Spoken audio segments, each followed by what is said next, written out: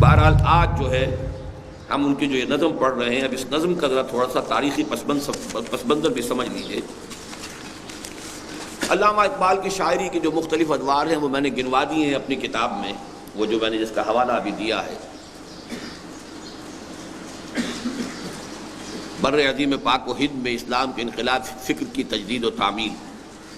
لیکن اس وقت صرف یہ کہنا ہے کہ علامہ اقبال کی شاعری میں جو غزل کا دور تھا وہ سن 1894 سے 1934 تک ہے، اس کے بعد وہ ختم ہو گیا۔ 1935 سے اپنے وفات تک یا 1938 تک انہوں نے کوئی غزل نہیں کہی۔ وہی ان کا کلام ہے کہ جو ارمغان حجاز میں چھپا ہے، اور وہ ارمغان حجاز چھپی ہے ان کے انتقال کے بعد، اس لیے کہ آخری دور کی یہ نظمیں تھیں، اور یہ نظم سن 36 کی ہے۔ اس دور میں جو نظمیں آپ نے لکھی ہیں، جیسا کہ میں نے عرض کیا، غزل والا معاملہ تو بالکل چھوڑ چکے تھے، ختم۔ اس سے پہلے غزلیں انہوں نے کہی ہیں، بہت اونچی کہی ہیں، بہت دینی بھی کہی ہیں، روحانی بھی کہی ہیں۔ اس سے بالکل ابتدائی دور میں وہ عام طور پر گل و بلبل کی شاعری بھی ہوئی ہے، وہ سب کچھ ہوا ہے۔ لیکن یہ ہے کہ میں صرف ان 3 سالوں کے بارے میں، 4 سالوں کے بارے میں، 34 سے 38 تک غزل کا کوئی سراغ ہی نہیں۔ نظم میں بھی خاص ان کا مزاج بن گیا تھا تمثیل کا، مکالمہ، تمثیل، ڈرامائی انداز، اس لیے کہ کسی پیغام کو پہنچانے کا یہ سب سے زیادہ مؤثر ذریعہ ہوتا ہے۔ انگریزی ادب میں ملٹن کا بہت اونچا مقام ہے، اور اس نے اسی صنف کو استعمال کیا ہے۔ افلاطون نے سب سے پہلے ریپبلک نامی جو کتاب لکھی تھی، اس میں اس نے اسی اسلوب کو اختیار کیا تھا۔ اور ہمارے ہاں تصوف کی ایک بہت اونچی کتاب ہے منطق الطیر، فرید الدین عطار رحمۃ اللہ علیہ کی، وہ بھی اسی طریقے سے مکالمے کی شکل میں ہے۔ تو یہ مکالمہ ہے، ایک مجلس شورا ہے، ابلیس اس کا صدر ہے، اور وہی اس کا گویا کہ بادشاہ ہے اس اقلیم کا، اور اس کے کچھ مشیر ہیں، ان کے درمیان ایک گفتگو کی شکل میں علامہ اقبال نے اپنے عمرانی سوچ، اسلامی فکر اور ملت اسلامیہ کے نام اپنے پیغام کا نچوڑ اور خلاصہ دے دیا۔ ویسے بھی قاعدہ ہے یہ کہ شاعر یا مفکر جو ہے اس کے جو آخری سوچ کا نتیجہ تو اس کے آخری دور کی چیزوں میں ہی آئے گا نا۔ ابتدا میں تو سوچ جو ہے بدل رہی ہے، جیسے کہ خود علامہ اقبال سے جب ایک مرتبہ کہا گیا کہ کسی زمانے میں تو آپ غلام احمد قادیانی کی بہت تعریف کرتے تھے، اب آپ قادیانیت کو کفر کہہ رہے ہیں، تو انہوں نے جواب دیا only stones do not change۔ انسانی ذہن، انسانی رائے بدلتی ہے، معلومات کا اضافہ ہوتا ہے، کچھ اور چیزیں علم میں آتی ہیں، پہلے وہ چیزیں علم میں نہیں تھیں۔ پتھر ہیں جو کہ تو رہتے ہیں، انسانی ذہن پتھر کی طرح تو نہیں ہے۔ only stones do not change، پتھر نہیں بدلا کرتے، لیکن انسانی رائے، انسانی ذہن بدلتا ہے۔ اس وقت میری وہ رائے تھی، اب میری رائے یہ، اس کا ذکر آ بھی جائے گا اس نظم کے اندر۔ تو بہرحال اقبال کے تھاٹ کا کلائمیکس، یا جس کو ہم یہ کہتے ہیں کہ پچھلے زمانے میں ہمارے بزرگوں کا ایک طریقہ تھا، وصیت لکھواتے تھے، وصایا جو ہے، شیخ عبد القادر جیلانی رحمۃ اللہ علیہ کے وصایا بہت مشہور ہیں، شاہ ولی اللہ دہلوی کے وصایا، ہر بزرگ آدمی جو ہے وہ گویا کہ اپنے آخری وقت میں آ کر اپنی اگلی نسل کے لیے چھوڑتا تھا کہ بھائی میری پوری عمر کی سوچ، میرے غور و فکر کا حاصل، آخری جس جگہ میں کھڑا ہوں وہ یہ ہے۔ کیونکہ باقی دولت مند جو ہے وہ دولت کا حساب بتائے گا اولاد کو، کیا لینا ہے، کیا دینا ہے، کہاں کیا ہے، کیا ایسٹس ہیں، اور جس کا سارا سرمایہ ہی ہو، فکر ہے، سوچ ہے، تو اس کو تو ظاہر بات ہے کہ اسی کو پھر اسی طرح جو قرآن مجید میں حضرت لقمان کی نصائح آئی ہیں، ان کے بارے میں بھی یہی ہے کہ وہ ان کے انتقال کے وقت کی نصیحتیں جو انہوں نے اپنے بیٹے کو کی ہیں، وہ گویا کہ ان کے عمر بھر کے فکر کا، سوچ بچار کا، فلسفیانہ غور و فکر کا حاصل۔ تو اس کو ہم کہہ سکتے ہیں کہ علامہ اقبال کا کی یہ وصایا ہے، یہ ان کی وصیت ہے امت مسلمہ کے نام۔ یہ عناصر کا پرانا کھیل، یہ دنیائے دوں، یہ یوں سمجھیے کہ ابلیس صاحب جو ہے اپنی اس مجلس شورا کا جو اجلاس ہو رہا ہے اس کا انوگرل ایڈریس یہ ہے، یہ چند اشعار جو ہیں اس کے پہلے بند میں، یہ اس کا افتتاحی جو ہے خطاب ہے اپنی مجلس شورا سے۔ یہ عناصر کا پرانا کھیل، یہ دنیائے دوں،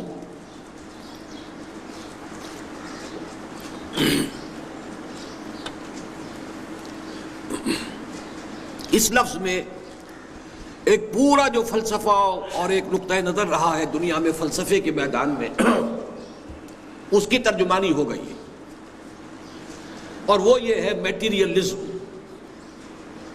دو ہی فلسفے دنیا میں رہے، میٹیریلزم، آئیڈیلزم۔ میٹیریلزم یہ ہے کہ اس کائنات کی اصل حقیقت جو ہے وہ مادی ہے، مادہ قدیم ہے، ہمیشہ سے مادہ جو ہے سالمات پر مشتمل ہے، اور ان سالمات میں باہم تجاذب ہے یا تنافر ہے، ان میں الیکٹرک چارجز ہیں، نیگیٹو ہیں یا پازیٹیو ہیں، اس کے حوالے سے وہ ملتے ہیں یا کٹتے ہیں، پھر کمپاؤنڈز بنتے ہیں، اس کے فزیکل چینجز اور کیمیکل چینجز کے قوانین ہیں، اس سے کائنات چل رہی ہے۔ یہ سارا عناصر کا پرانا کھیل قدیم ہے، یہ ہمیشہ سے چلا رہا ہے، یہ عناصر کا پرانا کھیل۔ چنانچہ پروفیسر یوسف سلیم چشتی صاحب، کیونکہ وہ فلسفے کے بڑے طالب علم رہے ہیں، انہوں نے بڑی تفصیل اس مقام پر بیان کی ہے۔ ہندوستان کے 6 بڑے فلسفے تھے، جن میں سے 2 جو ہیں 2 درشن خالص میٹیریلسٹک ہے، سانکھ درشن اور 4 واک۔ جین مت، بدھ مت خالص میٹیریلسٹک ہے۔ پھر یہ کہ اس کے بعد دہریت اور مادیت اور لاجیکل پازیٹیوزم اور میٹیریلزم اور امپیریسزم اور بے شمار ناموں سے وہ ایک ہی شراب ہے جو مختلف اس کے برانڈ نیمز ہیں۔ یہ عناصر کا پرانا کھیل، یہ دنیائے دوں، یہ دنیا بڑی پست ہے۔ یہ دنیا کیوں؟ اس لیے کہ قرآن مجید بھی کہتا ہے کہ ابلیس جن ہے، اور جنوں کی پیدائش جو ہوئی ہے وہ آگ سے ہوئی ہے، وہ ایک اعلیٰ تر لطیف تر شے ہے۔ اور یہ جو مخلوقات اس وقت ہمیں نظر آ رہی ہیں زمین پر، یہ سب خاکی الاصل ہیں، انسان بھی خاکی الاصل ہے۔ تو دنیا دوں بڑی نفرت کے ساتھ کہہ رہا ہے یہ حقیر سی دنیا، گھٹیا دنیا، ساکنان عرش اعظم کی تمناؤں کا خون۔ یہ کس اعتبار سے؟ ساکنان عرش اعظم یعنی ملائکہ مقربین۔ جب اللہ نے یہ زمین بنائی تھی وہ منتظر تھے، متوقع تھے، امیدوار تھے کہ خلافت ہمیں ملے گی، تو ان کی تو ساری آرزوؤں کے اوپر جو ہے وہ پانی پھر گیا، ان کی تمنائیں جو ہیں وہ سب خون میں نہا گئیں۔ اور قرآن مجید میں بھی تذکرہ موجود ہے، وَإِذْ قَالَ رَبُّكَ لِلْمَلَائِكَةِ إِنِّي جَاعِلٌ فِي الْأَرْضِ خَلِيفَةً قَالُوا أَتَجْعَلُ فِيهَا مَن يُفْسِدُ فِيهَا وَيَسْفِكُ الدِّمَاءَ وَنَحْنُ نُسَبِّحُ بِحَمْدِكَ وَنُقَدِّسُ لَكَ قَالَ إِنِّي أَعْلَمُ مَا لَا تَعْلَمُونَ۔ تو بہرحال شاعری کے انداز میں ساکنان عرش اعظم کی تمناؤں کا خون، اس کی بربادی پہ آج آمادہ ہے وہ کارساز جس نے اس کا نام رکھا تھا جہان کاف و نور۔ ابلیس کو یہ محسوس ہو رہا ہے کہ یہ اب دگرگوں ہونے والا ہے، یہ معاملہ زیادہ دیر چلنے والا نہیں ہے۔ کیوں محسوس ہوا اور اسے تشویش کیوں ہوئی، یہ سمجھنے کی بات ہے۔ محسوس تو اس اعتبار سے بھی ہو سکتا ہے، تاریخی اعتبار سے، کہ جنگ عظیم اول ہو چکی تھی اور کروڑوں انسان قتل ہوئے تھے۔ تاریخ انسانی میں وہ جنگ عظیم اول بہت بڑا حادثہ تھا، اور جنگ عظیم دوم کے بادل جو ہے وہ لہرا رہے تھے، اور وہ جو ہے پوری فضا کے اوپر تنی کھڑی ہوئی تھی۔ تو بہت بڑی ڈسٹرکشن اور بہت بڑی تباہی جو ہے وہ آیا چاہتی۔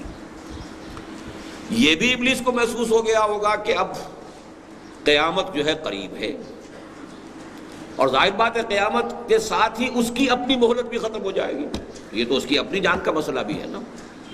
الی یوم یبعثون، اس کو جو مہلت ملی ہوئی ہے شرارتیں کرنے کی، اور جو بھی اس کے پاس جو آزادی عمل ہے اللہ نے اسے چھوٹ دے رکھی ہے، انک من المنظرین، جاؤ تمہیں پوری چھوٹ ہے، جو چاہو کر لو، میرے انسانوں کو جس طرح چاہو گمراہ کرو، جس طرح چاہو انہیں ورگلاؤ، جس طرح چاہو انہیں امیدوں میں اور کہ سبز باغ دکھاؤ، اس کے اندر ان کو جس طرح چاہو جو ہے وہ تم ورگلانے کی کوشش کرو۔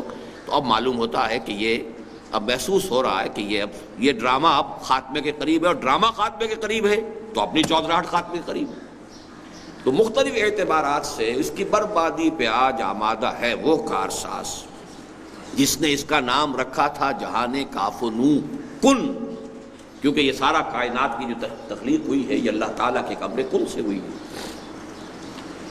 اب اس کے بعد وہ اپنی لافزنی کر رہا ہے کہ میں نے اس دنیا میں شر کو پھیلانے کے لیے کیا کیا طریقے اختیار کیے ہیں، میں نے بڑی محنت کی ہے، میری اتنی طویل عرصے کی محنت جو ہے وہ ایٹ سٹیک ہے، وہ جس کو کہا جاتا ہے کہ گرڈ اپ یور لوائنس، اب اپنی ذرا کمر کس لو، اپنے جو ہے پوری طریقے سے تیار ہو جاؤ، اس لیے کہ اب ہمارے لیے بہت بڑا چیلنج آ رہا ہے۔ میں نے دکھلایا فرنگی کو ملوکیت کا خواب. یہ وہ کلونیلزم کا جو سیلاب آیا تھا کہ میں نے ان کو ملوکیت کا، کلونیلزم کا خواب دکھایا کہ پوری دنیا کے اندر یہ پھیل گئے اور من کل حدب ینسلون کسی کیفیت کے اندر جو ہے وہ چلے آئے اور انہوں نے پوری دنیا کے اندر جو ہے اپنے استعمار کی بساط بچھا دی. میں نے توڑا مسجد و دیر و کلیسا کا فسون. اس کلونیلزم کے ساتھ جو چیز آئی ہے وہ سیکولرزم ہے کہ مذہب کا کوئی عمل دخل جو ہے وہ عبادت گاہوں سے باہر نہ ہو. وہ جو میں کئی تقریروں میں بیان کر چکا ہوں کہ خدا کو گویا کہ پابند کر دیا گیا، محصور کر دیا گیا، قید کر دیا گیا، اسیر کر دیا گیا عبادت گاہوں. وہ خدا کا جو بھی تصور ہو، اللہ ہے تو رہے مسجد میں، اور کوئی رام ہے یا پرماتما ہے، کوئی اور ہے تو رہے مندر میں، کوئی دیوتا ہے تو وہاں رہے اور کوئی اور ہے تو کہیں رہے. لیکن یہ کہ اس سے باہر نہ مارکیٹ اور منڈی سے کوئی سروکار، نہ پارلیمنٹ اور عدالت سے کوئی سروکار، نہ انتظامیہ سے کوئی سروکار. تو میں نے توڑا مسجد و دیر و کلیسا کا فسون، اس کا جو ہولڈ تھا. میں نے ناداروں کو سکھلایا سبق تقدیر کا. نادار، کاشتکار، تقدیر، تنب تقدیر، جاگیردار جو چاہے کر جائے، بچیوں کی عصمت دری کر جائے، بیویوں کو اٹھوا لے، جو چاہے کروا لے، جانور کھلوا لے، کیا کرے، تقدیر ہے. ہماری تقدیر یہ گویا کہ نرم چارہ بنا دیا نوع انسانی کو ظالموں کے لیے اس تقدیر کے غلط تصور سے. میں نے ناداروں کو سکھلایا سبق تقدیر کا، اور میں نے منعم کو یا منعم کو دیا سرمایہ داری کا جنون. یہ منعم انعام سے بنے گا اس میں فاعل، نعمت دینے والا. یعنی فرض کیجئے کوئی شخص پہلے خیرات کر رہا تھا، صدقہ کر رہا تھا، لوگوں میں بانٹ رہا تھا دولت، تو میں نے اس کو یہ سبق پڑھایا، یہ پٹی پڑھائی، دولت رکھو اپنے پاس، سنبھال کر رکھو، پاگل ہو گئے ہو، دماغ خراب ہو گیا ہے، جمع کرو اس کو. اور منعم بھی ہم اس کو کہہ سکتے ہیں جس کو اللہ نے نعمت دی ہو، وہ اس میں مفعول ہو جائے گا کہ میں نے، اللہ نے جس چیز کو بھی کوئی نعمتیں دی تھی، دولت دی تھی، تو میں نے اس کو سرمایہ داری کا جنون جو ہے میں نے اس کے اوپر مسلط کر دیا کہ اس کو سید کر رکھے. جمع فاوعا، جیسے کہ آیا ہے سورہ معارج میں، جمع فاوعا. اب اس نے جمع کیا اور بڑی حفاظت کے ساتھ رکھ لیا کہ یہ مال میرا ہے، اس کو ہوا نہ لگے. تو یہ 4 کارنامے ابلیس نے اپنے گنوائے، نوٹ کیجئے اس کو. ملوکیت، گویا کہ اقبال کے نزدیک ابلیسیت کے سب سے بڑے 4 مظاہر جو ہیں وہ یہ 4 ہیں. ملوکیت، نمبر 2 سیکولرزم، جدا ہو دی سیاست سے تو رہ جاتی ہے چنگیزی. نمبر 3 تقدیر کا غلط تصور، جو انسان کو عمل اور جد و جہد سے جو ہے عمل سے فارغ ہوا مسلمان بنا کے تقدیر کا بہانہ. یہ تیسری ابلیسیت ہے. اور چوتھی ابلیسیت سرمایہ داری ہے. اب اس پر وہ لافزنی کر رہا ہے، کون کر سکتا ہے اس کی آتش سوزاں کو سرد. اب خطرہ محسوس کر رہا ہے کہ اب یہ بساط الٹنے والی ہے. یہاں وہ نوٹ کیجئے اقبال نے جو ایک اور جگہ پر جو 2 اشعار کہے ہیں کہ دنیا کو ہے پھر مار کہے روح و بدن پیش، تہذیب نے پھر اپنے درندوں کو ابھارا، اللہ کو پامر دیے مومن پہ بھروسہ، ابلیس کو یورپ کی مشینوں کا سہارا.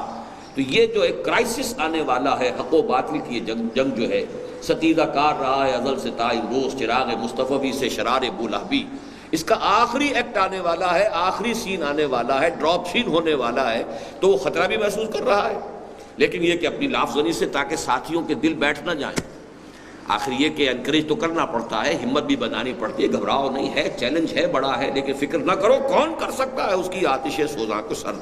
جس کے ہنگاموں میں ہو ابلیس کا سودے دروں، جس کی شاخیں ہو ہماری آبیاری سے بلند، کون کر سکتا ہے اس نخل کہن کو سر نگوں. ان میں کوئی چیز وضاحت طلب نہیں ہے. اب پہلا مشیر جو ہے وہ ذرا زبان کھولتا ہے. اس میں کیا شک ہے کہ محکم ہے یہ ابلیسی نظام. بات صحیح ہے آپ نے جو فرمایا ہے کہ یہ 4 چیزیں جو ہے یہ بڑا محکم نظام کی حیثیت سے پوری نوع انسانی کو جکڑے ہوئے ہیں. پختہ تر اس سے ہوئے خوئے غلامی میں عوام. ملوکیت کے مقابلے میں اب غلامی آ رہی ہے، کیونکہ پہلا تو یہی تھا، میں نے دکھلایا فرنگی کو ملوکیت کا خواب. نتیجہ یہ ہو چکا ہے کہ اب جو ہے عوام وہ خوئے غلامی میں پختہ ہو چکے ہیں.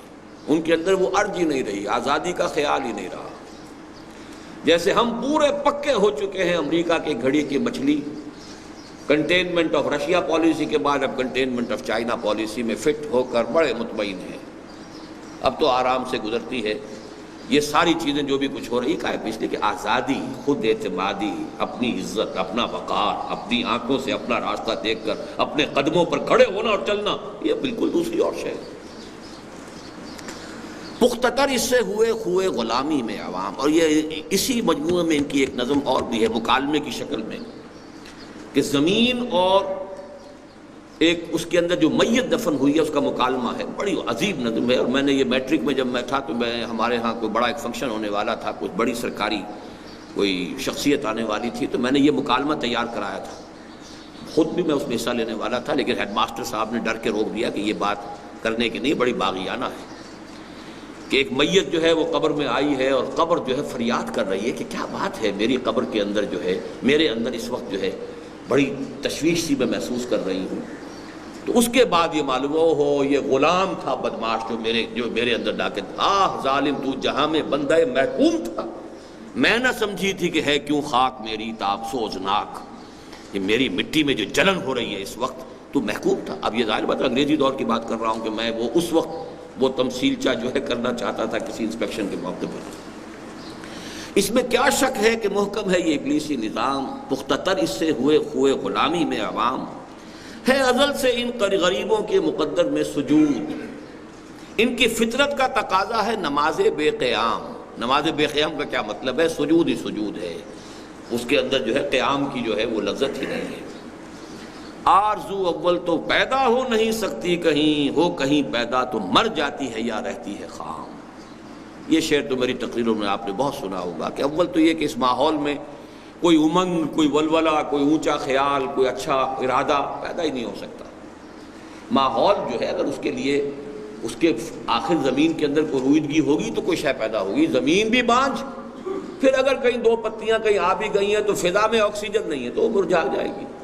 لہذا اگر تو اول تو پیدا نہیں ہو سکتی کہ زمین بانجھ ہو چکی ہے، پیدا ہو جائے تو فضا جو ہے ہوا اس کو آکسیجن نہیں دینے کو تیار ہے ہی نہیں اس میں، تو آرزو اول تو پیدا ہو نہیں سکتی کہیں، ہو کہیں پیدا تو مر جاتی ہے یا رہتی ہے خام۔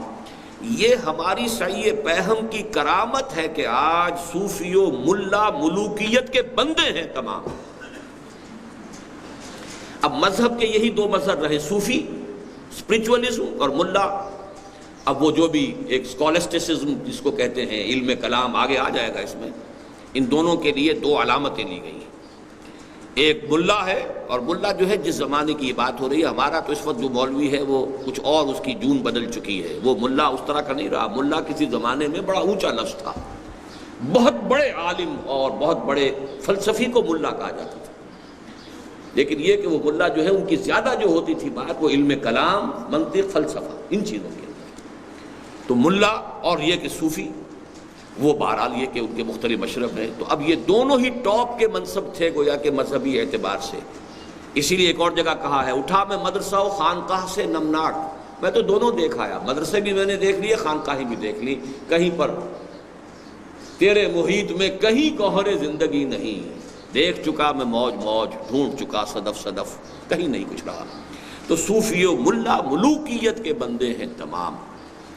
تب مشرق کے لیے موضوع یہی افیون تھی، ورنہ قوالی سے کچھ کمتر نہیں علم الکلام۔ اب یہ بہت گہرا شعر ہے۔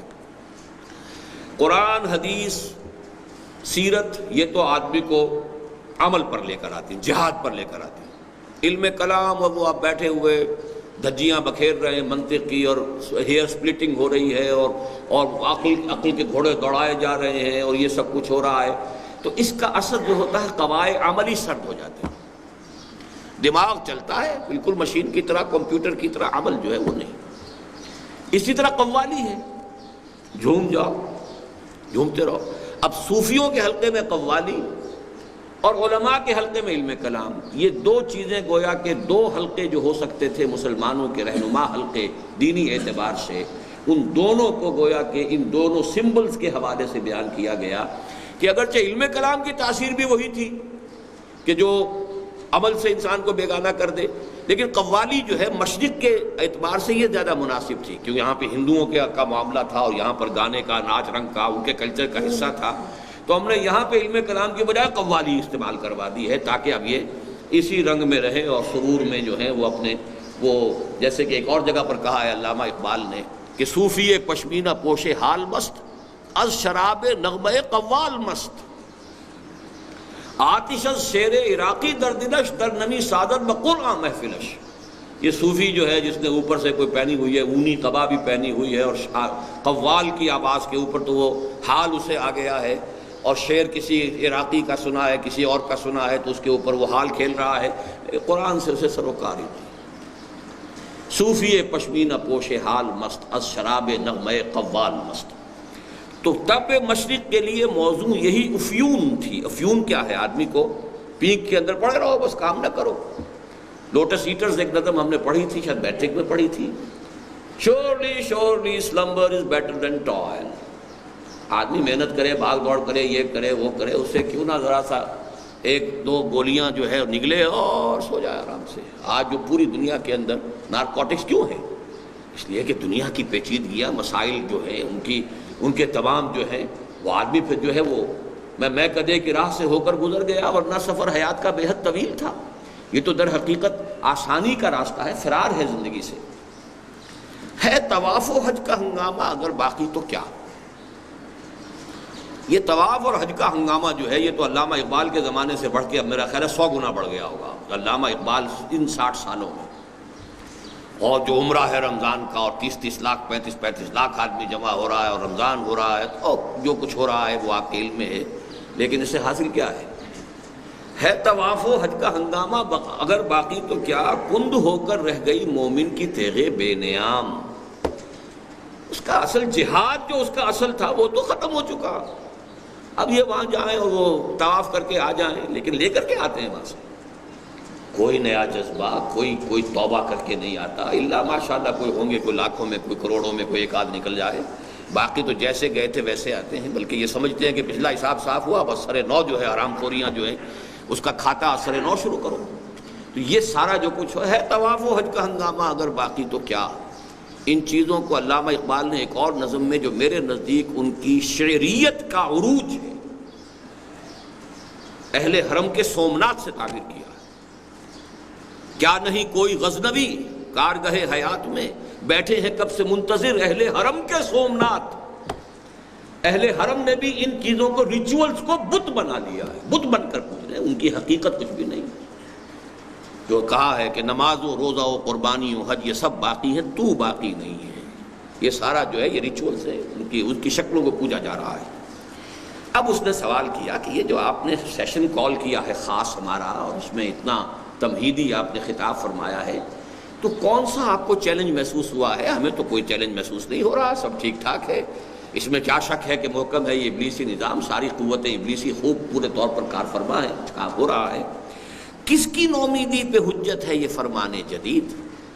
یہ آپ کا نیا فرمان جو اور آج جو اجلاس کیا گیا ہے یہ کس طرف سے کوئی ہماری امیدوں کے لیے کوئی خطرہ پیدا ہو گیا ہے؟ کوئی ہمارے لیے کوئی چیلنج آ گیا ہے جہاد اس دور میں مرد مسلمان پر حرام.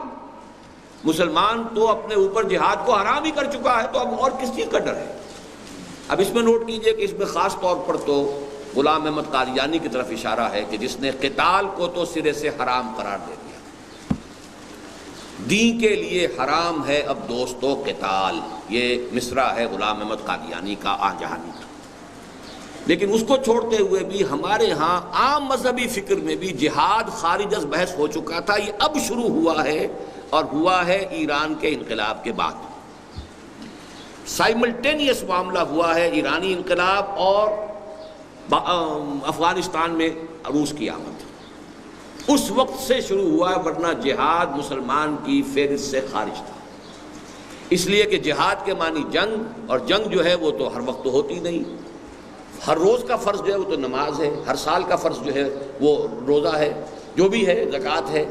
لیکن یہ کہ یہ جو ہے یہ تو کوئی فرض ہے ہی نہیں سرے سے. تو جنگ کا ہی ہوگی تو وہ جہاد کو قتال سے ایکویٹ کیا اور قتال سے ایکویٹ کرنے کے بعد چونکہ وہ تو فرض کفایہ ہی رہے گا لہذا وہ بات ختم ہو گئی. ہماری فہرست وہ جو فرائض کی فہرست سے فارغ ہوئی.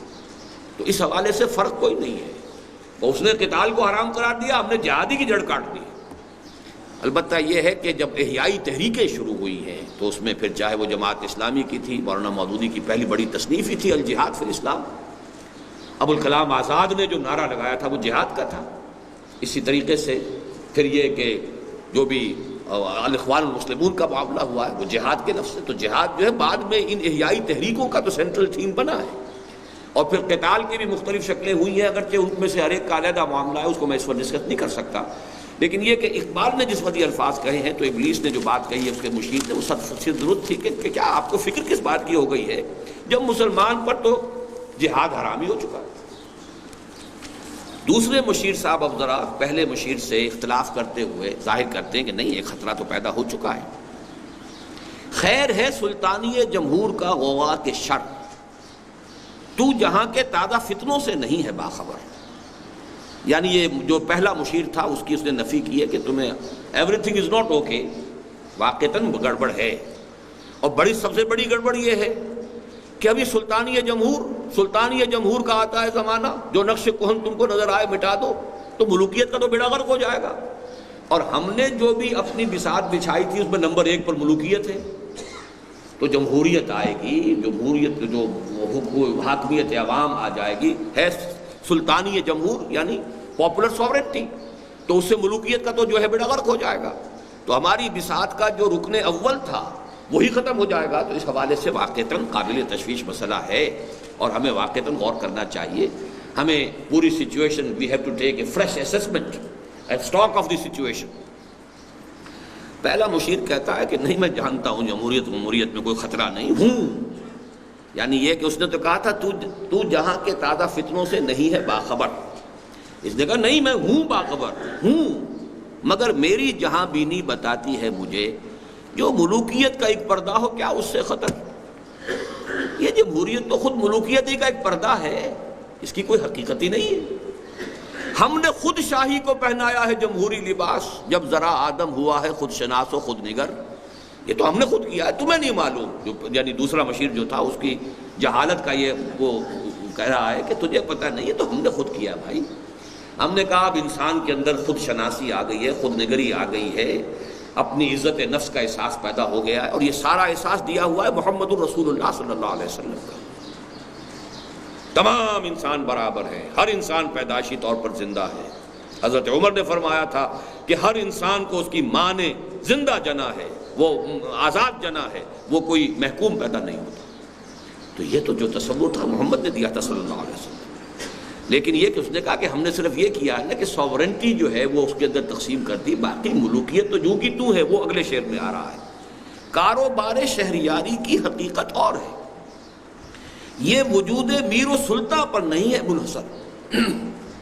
کولونیلزم ہو، کنگڈم ہو، امپیریلزم ہو، ضروری نہیں ہے کہ کوئی بادشاہ ہی بیٹھا ہو تو وہ امپیریلزم ہے۔ ایک نیشنل امپیریلزم ہو سکتا ہے، ایک قوم دوسری قوم کے اوپر جا کر حکومت کرتی ہے، امپیریلزم ہو جائے گا۔ تو کاروبار شہریاری کی حقیقت اور ہے، یہ وجود میر و سلطان پر نہیں ہے منحصر۔ مجلس ملت ہو یا پرویز کا دربار ہو، ہے وہ سلطان غیر کی کھیتی پہ ہو جس کی نظر۔ سیدھی سیدھی بات، یا تو بادشاہ پرویز اس کا دربار ہے یا پارلیمنٹ ہے برٹش۔ سوال تو یہ ہے کہ غیر کی کھیتی کو اجاڑنے اور اس کے ایکسپلائٹ کرنے اور اس سے حاصل کرنے کا اگر یہ ہے نظر، تو بس وہی سلطانی ہے، وہی شہنشاہیت ہے، وہی ملوکیت ہے، وہی کولونیلزم ہے وہ سلطان غیر کی کھیتی پہ ہو جس کی نظر۔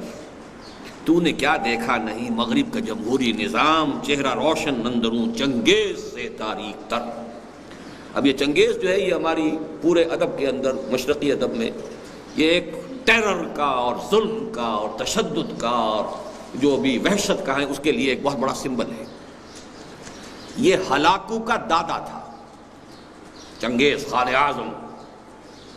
1155 میں عیسوی میں اس کی ولادت ہوئی ہے، 1203 میں اس کو خان اعظم منگولوں نے تسلیم کر لیا ہے۔ پھر اس کے بعد جو تباہی اس نے مچائی ہے، پورا ترکستان مسلم علاقہ جو تھا اس کو برباد کیا، ایران کو برباد کیا، اس کام کو پھر آگے جا کر اس کے پوتے نے جو ہے بغداد کی تباہی تک پہنچایا ہے 1258 میں۔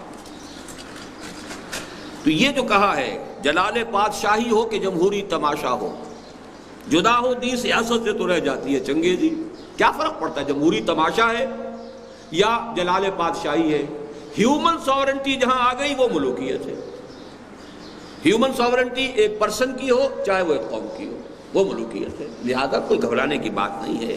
یہ تو ہم نے خود شاہی کو پہنایا ہے جمہوری لباس، جب ذرا آدم ہوا ہے خود شناس و خود نگر۔ اور ایک اور جگہ علامہ اقبال نے اس مغربی جمہوریت کے بارے میں جو کہا ہے وہی ساز کہن مغرب کا جمہوری نظام، اس کے پردوں میں نہیں غیر از نوائے قیصری، دیوے استبداد جمہوری قبا میں پائے کو، تو سمجھتا ہے یہ آزادی کی ہے نیلم پری۔ اب تیسرا مشیر کہتا ہے روح سلطانی اگر روح سلطانی رہے باقی تو پھر کیا اضطراب؟ یعنی اگر یہ ساورنٹی کا کانسیپٹ، انسانی ساورنٹی اور غیر کی کھیتی کو استعمال کرنا، اس پر قبضہ کرنا، اگر یہ روح برقرار ہے تو کوئی حرج نہیں، پھر تو ٹھیک ہے، پھر تو وہی ملوکیت چل رہی ہے۔ مگر کیا اس یہودی کی شرارت کا جواب؟ یہودی سے مراد یہاں پر کارل مارکس یہودی تھا اور جرمن تھا، 1818 میں پیدا ہوا ہے، 1883 میں مرا ہے۔ جرمنی سے اس کو نکال دیا گیا اس کے باغیانہ خیالات کی وجہ سے، تو فرانس میں مقیم رہا، فرانس سے نکال دیا گیا تو انگلستان میں رہا، وہیں اس کی موت واقع ہوئی ہے۔ ڈاس کیپیٹال ایک بڑی کتاب لکھی ہے، وہ گویا کہ سرمایہ داری کو اس نے ٹارگٹ بنایا ہے۔ تو روح سلطانی رہے باقی تو پھر کیا اضطراب ہے؟ مگر کیا اس یہودی کی شرارت کا جواب؟ وہ کلیم بے تجلی، وہ مسیح بے صلیب۔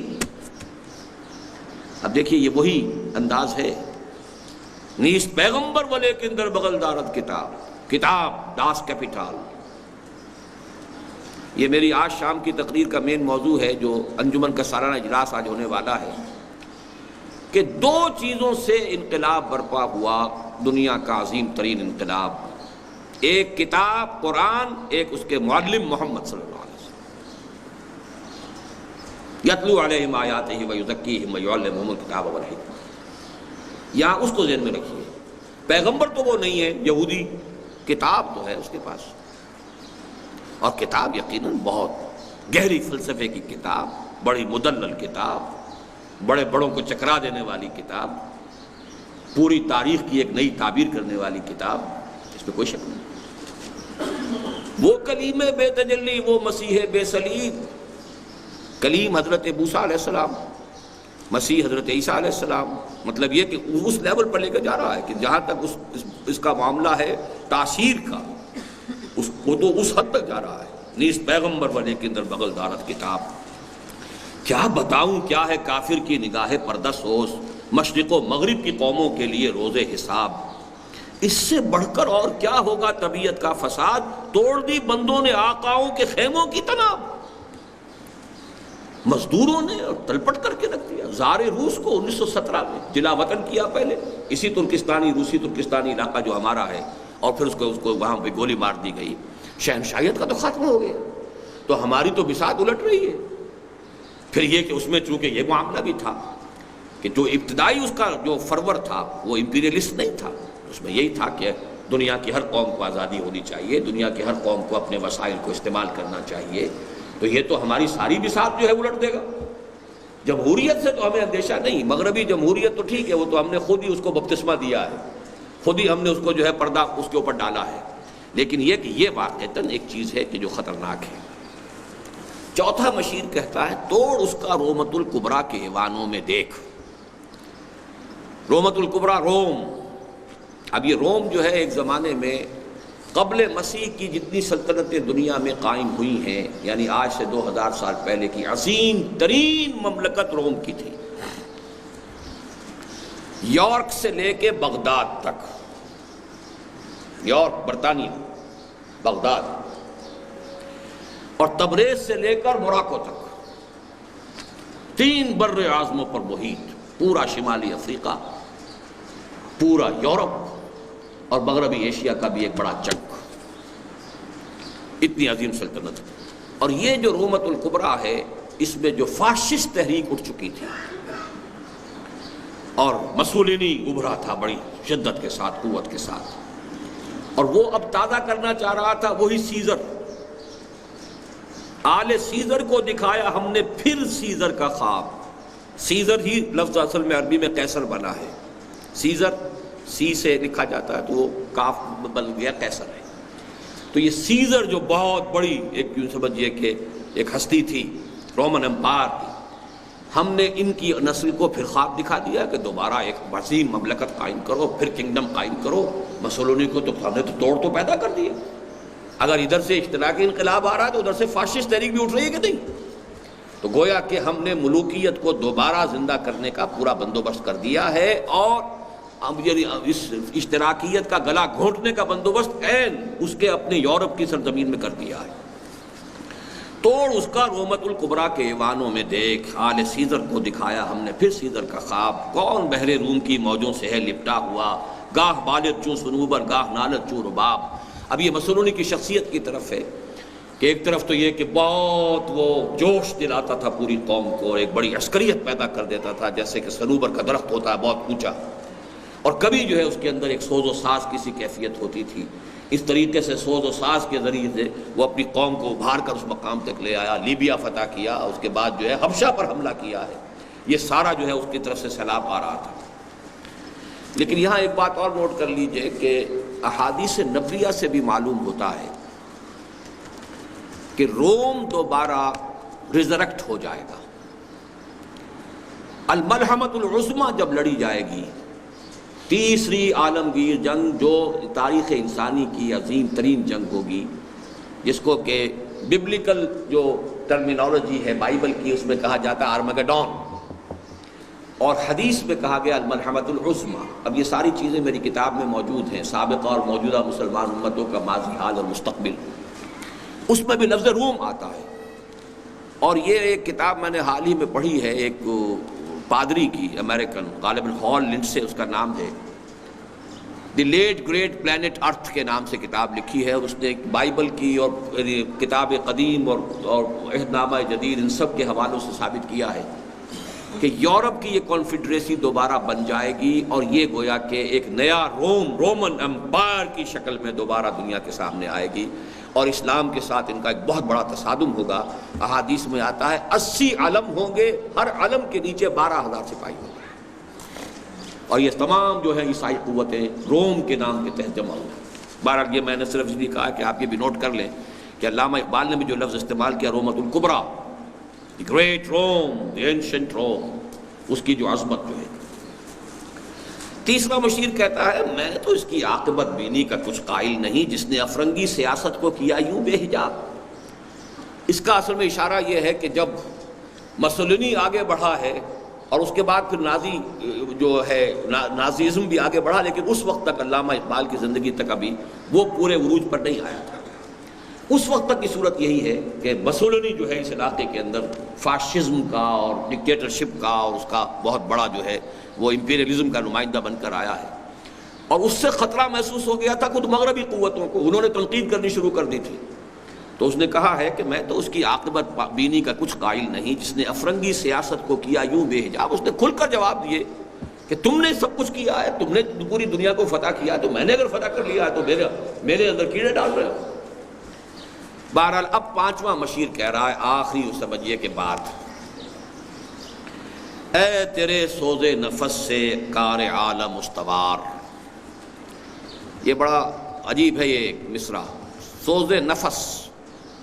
اس کے سوز نفس چونکہ وہ آتشی مخلوق ہے تو غضب، انتقام، غیظ، اسی میں کینہ، اسی میں یہ سارے جو بھی دنیا کے اندر جو خرابیوں کے جتنے بھی منبع ہیں وہ یہ ہے. گویا کہ یہ ابلیس کا وہ سوز نفس ہے. اے تیرے سوز نفس سے کار عالم استوار. یہ سارا ہنگامہ ہے تو اسی سے. تو نے جب چاہا کیا ہر پردگی کو آشکار. جو بھی راز کی بات ہوتی تھی تو اسے سامنے لاتا رہا ہے. آب و گل تیری حرارت سے جہان سوز و ساز. یہ آب و گل کی جو دنیا ہے مٹی کی اور پانی کی، اسی سے یہ سارا معاملہ بنا ہے دنیا، اور اس کا یہ ساری آباد کاری ہے، اور جو چاہے وہ پلانٹ کنگڈم ہے، اینیمل کنگڈم ہے، اور یا پھر ٹاپ پر انسان ہے. اب لہے جنت تیری تعلیم سے دانائے کار. ابلہ جنت اصل میں حضور کی ایک حدیث سے اس نے استعارہ کیا ہے کہ حضور نے فرمایا اہل الجنت بلہن، جنتی لوگ بڑے سادہ لو ہوتے ہیں۔ واقعہ یہ ہے کہ میں نے بھی کئی حضرات کو اپنی تجربہ دیکھا ہے کہ بہت سے لوگ ہوتے ہیں ایسے انتہائی سیدھے اور سادہ، کوئی مکر، کوئی فریب، کوئی چھل، کوئی پیچ، کوئی غصہ، کوئی انتقام ہے نہیں۔ مطلب یہ کہ بعض لوگوں کو میں جانتا ہوں، اسے دیکھ رہا ہوں اپنی ان کی شکلیں میرے سامنے، معلوم ہوتا ہے کہ نفس نام کی کچھ ہے ہی نہیں، تو ان کو کہا جاتا ہے ابلہ جنت، یعنی وہ کہ جن کے اندر سادگی اس انتہا کی ہے کہ وہ تو گویا کہ جنت ہی کے ہے۔ ویسے تو ابلہ جنت تیری تعلیم سے دانائے کار، لیکن یہ کہ بہت سے ایسے لوگوں کے اندر جو ہے ابلیس اپنی ابلیسیت کی روح بھی پھونک دے تو ظاہر بات ہے کہ پھر وہ بہت بڑے فنکار بن سکتے ہیں۔ تجھ سے بڑھ کر فطرت آدم کا وہ محرم نہیں، سادہ دل بندوں میں جو مشہور ہے پروردگار۔ فطرت آدم، اب یہاں لفظ نوٹ کیجئے کہ فطرت کا لفظ جو ہے وہ ابلیس کا مشیر کہہ رہا ہے، ہمیں کہنا چاہیے سرشت۔ آدم کا جو اڈ اور لبیڈو ہے وہ ہے آماج گاہ ہے کہ جو ابلیس کی ہے، جس کے اندر یہ پھونکے مارتا ہے آ کر اور مشتعل کرتا ہے۔ فطرت جو ہے وہ انسان کی اعلیٰ شے ہے، لیکن یہ کہ جو اڈ اور لبیڈو کہ جو پھر اس نے فرائڈ نے جو ڈسکس کیا ہے، کام تھا جن کا فقط تقدیس و تسبیح و طواف، تیری غیرت سے ابد تک سرنگون و شرمسار، گرچہ ہیں تیرے مرید افرنگ کے ساحر تمام، اب مجھے ان کی فراست پر نہیں ہے اعتبار۔ وہ یہودی فتنہ گر وہ روح مصدق کا بروز، ہر قبا ہونے کو ہے اس کے جنوں سے تار تار۔ اب اس پس منظر میں دیکھیے کہ 1917 کا انقلاب جو روس کا شروع ہوا تھا، 1937 تک وہ اپنے کلائمیکس کو پہنچ گیا۔ معلوم ہوتا تھا کہ دنیا اب اس سیلاب کو روک نہیں سکتی۔ یہ تو اب ریسنٹلی معاملہ تھا کہ پوری امریکن پالیسی جو ہے وہ کنٹینمنٹ اور رشیا پر چل رہی تھی، اور وہ تسخیر خلا کے اندر بھی اتنا آگے جا چکا تھا کہ کب کبھی تاری تھی امریکہ کے اوپر کہ وہ تو ہم سے بہت آگے نکل گیا ہے۔ پھر یہ کہ وہ تو بیٹھا ہوا ایشیا کے اندر، اگر اس کے ٹینک جو ہیں وہ چند گھنٹوں کے اندر ایران اور یہ اور افغانستان میں پہنچ جائیں گے، اور ہمیں تو لگیں گے کئی دن اپنی فوجیں وہاں پہنچانے میں۔ تو واقعہ یہ کہ یہ تو اب کی بات میں کر رہا ہوں، تو آپ سن 36 میں جائیے، جب سن 36 کی یہ نظم ہے، تو وہ جو جس قدر ایک آفل جس کو کہا جاتا ہے، نہایت خوفناک اور نہایت روب کہ ایک تحریک، ایک عظیم تحریک جو ہے، بڑے بڑے تخت اٹھا کر پھینک دیے گئے۔ اب وہ جو ہے ابلیس کا یہ 5واں مشیر جو ہے اس کی طرف اشارہ کر رہا ہے، گرچہ ہیں تیرے مرید افرنگ کے ساحر تمام، اب مجھے ان کی فراست پر نہیں ہے اعتبار۔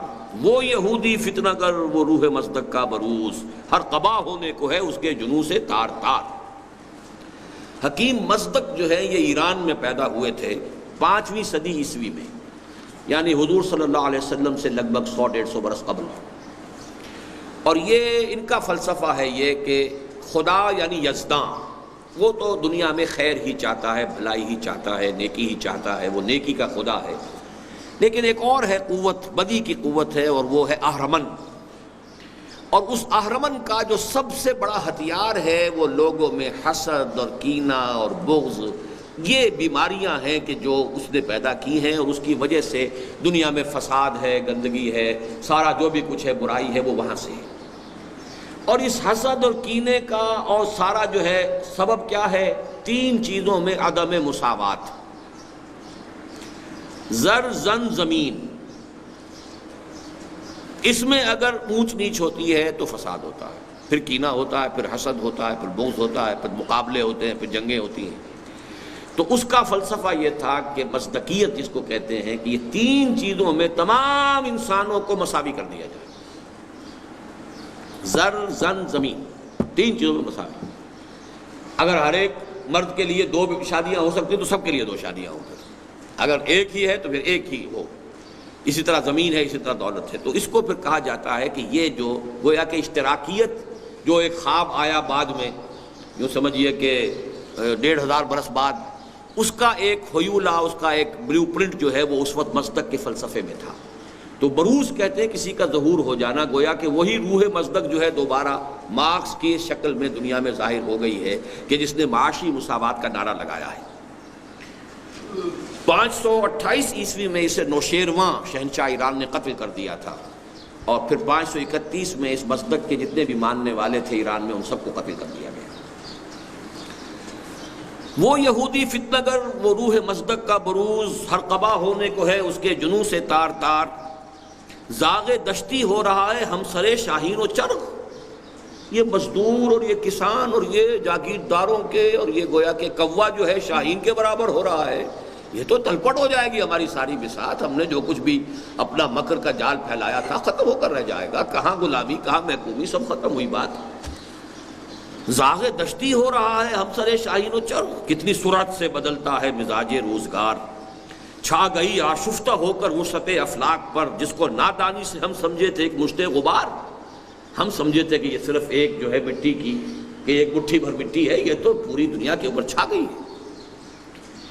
فتنہ فردا کی ہیبت کا یہ عالم ہے کہ آج کانپتے ہیں کوہسارو مرغزارو جوئے بار، لرزہ طاری ہے۔ جیسے کسی وقت حضرت عمر فاروق رضی اللہ تعالیٰ عنہ کے عہد خلافت میں لرزہ طاری تھا کیسر و کسریٰ کے ایوانوں میں، ایسے کمیونزم نے لرزہ طاری کر دیا۔ مغربی امپیریلزم کے لیے لرزہ، کیپٹلزم کے لیے لرزہ، بھی پیغام ایسا تھا، اتنا انقلابی تھا کہ اس میں اسے اس ابلیس کے 5ویں مشیر کو محسوس ہو رہا ہے کہ ہماری تو سارا جو بھی مکر کا جو بھی جال ہم نے بچھا رکھا ہے اور ساری ہماری بساط تلپٹ ہو کر رہ جائے گی۔ میرے آقا وہ جہاں زیر و زبر ہونے کو ہے، جس جہاں کا ہے فقط تیری سیادت پر مدار۔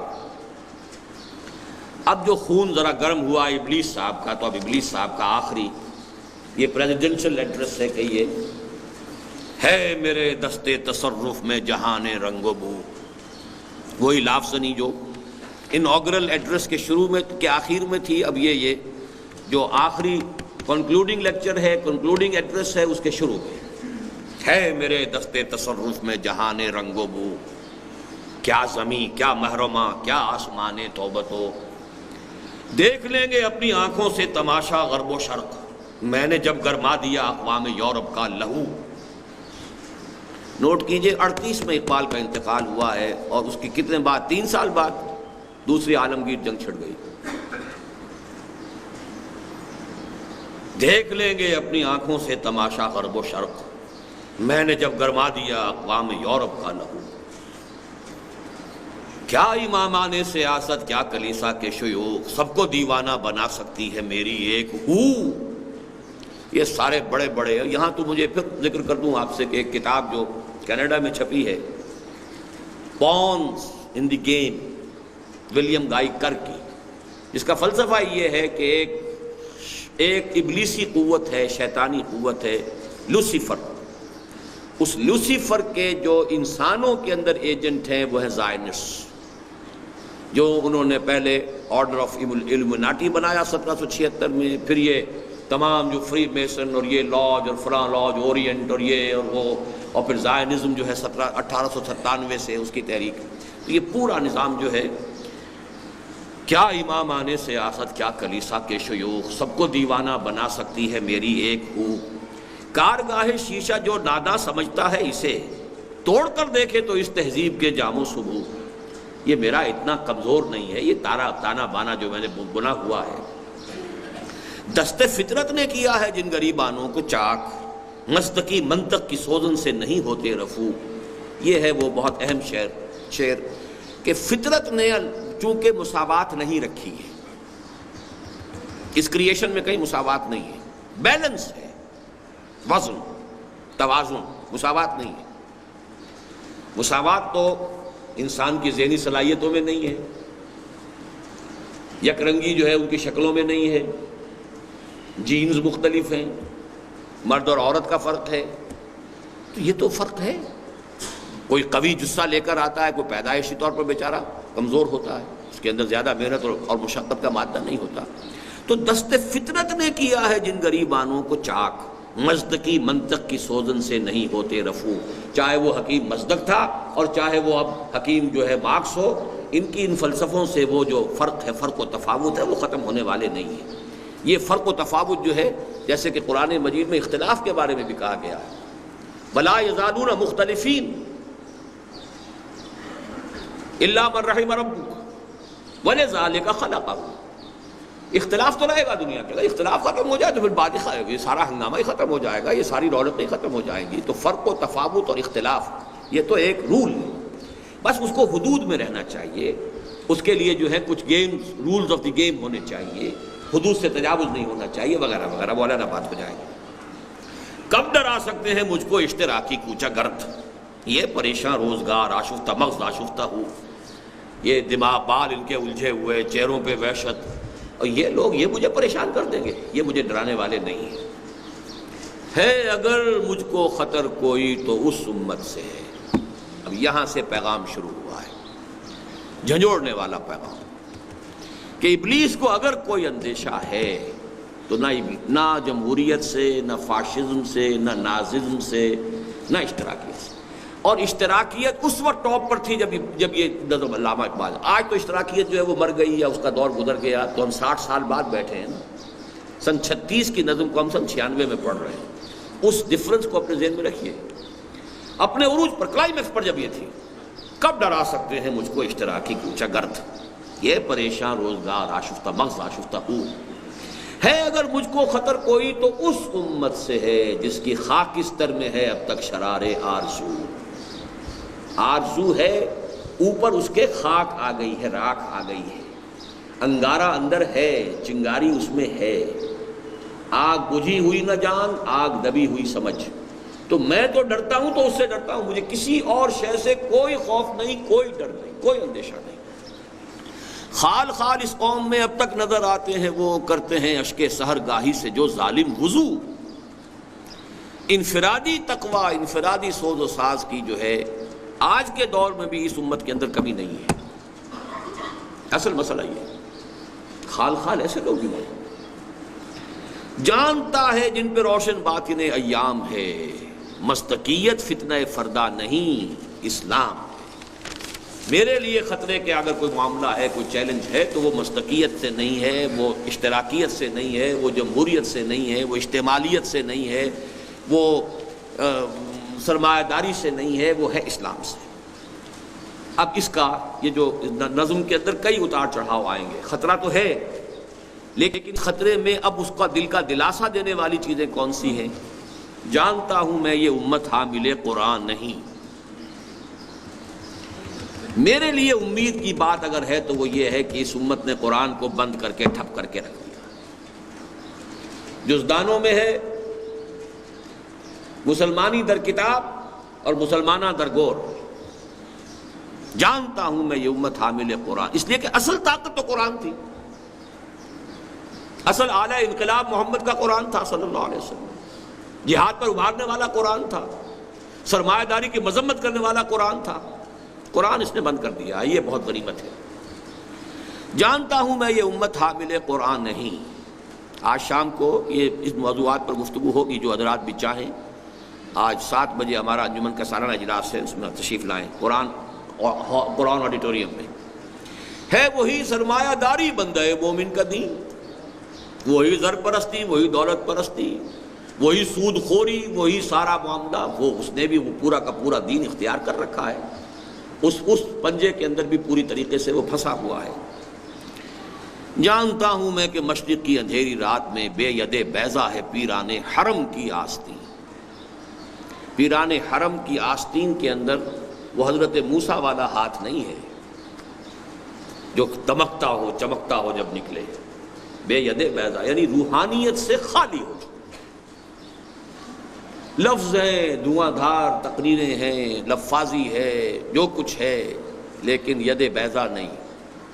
نہ عصائے موسیٰ قرآن ہے جو معجزہ تھا حضرت موسیٰ علیہ السلام کا، در بغل داری کتاب زندگی، جیسے حضرت موسیٰ کو اللہ نے فرمایا تھا تمہاری بغل میں عصا موجود ہے، پھینکو تو صحیح، کیوں ڈر رہے ہو؟ لا تخف الق ما فی عصاک ما فی یدک الق عصاک۔ اسی طریقے سے بے ید بیضا ہے پیران حرم کی آستین، عصر حاضر کے تقاضاؤں سے ہے لیکن یہ خوف ہو نہ جائے آشکارا شر پیغمبر کہیں۔ یہ اس کا سب سے بڑا اس نظم کا مرکزی شعر ہے، اس اعتبار سے کہ سوشل ایولیوشن کا جو پروسیس انیشیٹ کیا تھا محمد الرسول اللہ صلی اللہ علیہ وسلم سے، جس کو ٹیک اوور کیا ہے ویسٹ نے، یہ پروسیس اپنی منطقی انتہا کو پہنچ کر محمد کے دین تک لوگوں کو پہنچا دے گا. یہ بات جو ہے بہت گہری ہے اور علامہ اقبال کے فکر اور فلسفے کے اندر بڑے مرکزی نقطے کی شے ہے. انسانی حریت، اخوت، مساوات، یہ سبق تو دیے تھے محمد نے صلی اللہ علیہ وسلم. اس کے بعد ہم نے تو پھر ملوکیت شروع کر دی، پھر ہم نے بغداد میں محل بنا لیے، پھر ہم نے عیش شروع کر دی، پھر ہم نے کسرا ختم ہوا تھا، پھر کوئی اور کسرا پیدا ہو گئے. یورپ میں کم سے کم وہ چیزیں چاہے سیکولرزم کے ساتھ چلیں لیکن کچھ نہ کچھ حقوق انسانی کا معاملہ چلا ہے، کچھ نہ کچھ جو ہے ہیومن رائٹس کا معاملہ آگے بڑھا ہے. آگے بڑھی بات، اس کو شیطان جو ہے اس کو ہر جگہ پر کوئی نہ کوئی اس میں گندگی لپیٹتا رہا ہے، لیکن یہ کہ اس گندگی کی لپٹ کے اندر جو ہے وہ شے بھی موجود ہے جس کو اقبال کہتا ہے the inner core of the present western civilization is Quranic. اوپر گندگی لپٹی ہوئی ہے، بہت اعلیٰ ایک شے ہے جس کے اوپر گندگی جو ہے لپیٹ دی گئی ہے. تو میں نے جو خطبہ دیا تھا غالباً 1984 میں یوم اقبال پر، اور وہ تحریری خطبہ پڑھا تھا، اس کا مرکزی نقطہ یہی ہے، اس میں نے وضاحت کے ساتھ بیان کیا ہے. اور میری جو کتاب جو میں آج آپ کے ساتھ چاہتا ہوں متعارف کرانا، علامہ اقبال اور ہم، اس میں میری وہ سن 73 کی تقریر بھی ہے جو گویا کہ ہمارا ورشن ہے ماں و اقبال کا، اور پھر یہ کہ میرا وہ خطبہ بھی شامل ہے اس کے اندر، اور بھی کئی چیزیں. پروفیسر یوسف سلیم چشتی کے 2 بہترین مضامین جو علامہ اقبال کی زندگی میں لکھے گئے کہ اقبال کا پیغام کا خلاصہ کیا ہے اور اقبال کے فلسفے کا خلاصہ کیا ہے. تو یہ ساری چیزیں جو ہے علامہ اقبال اور ہم نامی کتاب جو ہے وہ آج جسے آپ کہا کرتے ہیں رونمائی کتاب کی، ہماری کتابوں کی رونمائی بھی وہ کہیں ہوٹلوں میں نہیں ہوتی ہے، وہ مسجدوں میں ہوتی ہے. تو عصر حاضر کے تقاضاؤں سے ہے لیکن یہ خوف، یعنی یہ کہ یوں سمجھیے کہ جدلی مادیت کسے کہتے ہیں. خالص مادی سطح پر بھی یہ عمل چل رہا ہے کہ کوئی ایک نظریہ یا خیال آیا، نظام آیا، وہ خیال کی سطح پر آیا، اس کا ایک رد عمل پیدا ہوا. اب وہ عمل اور رد عمل، تھیسس اور اینٹی تھیسس نے جڑ کر ایک نئی شکل اختیار کر لی، اور وہ یقیناً پہلے سے بہتر ہے. لیکن چونکہ ہدایت آسمانی کے تابع نہیں ہے لہذا کسی اور اعتبار سے اس میں خرابی پیدا ہو گئی. اب وہ خرابی پھر اپنے انڈے بچے دے گی، اب یہ تھیسس بن کر اینٹی تھیسس کو جنم دے گا، اینٹی تھیسس پھر ٹکرائے گا، پھر آگے بڑھیں گے، پھر ایک قدم اوپر جائے گا معاملہ. تو یہ خود ڈائلیکٹیکل میٹیریلزم جو ہے رفتہ رفتہ اقبال کہہ رہا ہے یہ تو اس قریب آ گیا ہے کہ ہو نہ جائے آشکارا شرع پیغمبر کہیں. they have come very near. مجھے یہاں وہ لطیفہ یاد آ گیا ہے کہ ایک انگریز ڈی سی کے بارے میں واقعہ بیان ہوا ہے یہ کہ اس کو کسی نے، انگریز جس زمانے میں ڈپٹی کمشنر ہوتے تھے، کسی نے نیٹو نے یہاں کے کوئی رشوت پیش کی، اس نے ڈانٹ دیا بہت کہ نہیں نہیں غلط کام، میں یہ رشوت نہیں لیتا. اس پیش کرنے والے نے کچھ اور رقم بڑھا دی، کچھ اور رقم بڑھا دی، کئی مرتبہ رقم بڑھتے بڑھتے اس جگہ آ گئی کہ اب اس نے کہا گیٹ آؤٹ، فوراً نکل جاؤ یہاں سے، اس لیے کہ اب تم میری قیمت کے قریب پہنچ گئے ہو. اب ہو سکتا ہے کہ میں ٹیمپٹیشن کو اب نہ کر سکوں ریزسٹ، لہذا اب مت ٹھہرو یہاں، you have reach very near my price, so get out.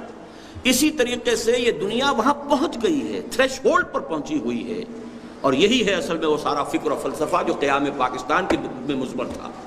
Iqbal کا سارا جو خطبہ الہ آباد ہے وہ کیا تھا کہ مجھے یقین ہے کہ ہندوستان کے شمال مغرب میں ایک آزاد مسلمان ریاست قائم ہوگی، اور اگر وہ قائم ہو گئی تو ہمیں موقع مل جائے گا کہ اسلام کی تعلیمات پر دور عرب ملوکیت، عرب امپیریلزم میں جو پردے پڑ گئے تھے، جاگیرداری آ گئی، سرمایہ داری آ گئی، وہ ساری کی ساری بدماشیاں جو بادشاہتوں کے ساتھ ہوتی ہیں وہ مسلمانوں نے شروع کر دیں، وہ سارے ظلم اور ایکسپلائٹیشن ہے، وہ سلطان غیر کی کھیتی پہ ہو جس کی نظر، اور جو شخص ایک کسان کی کمائی جو ہے وہ جاگیردار بیٹھ کر کھا رہا ہو.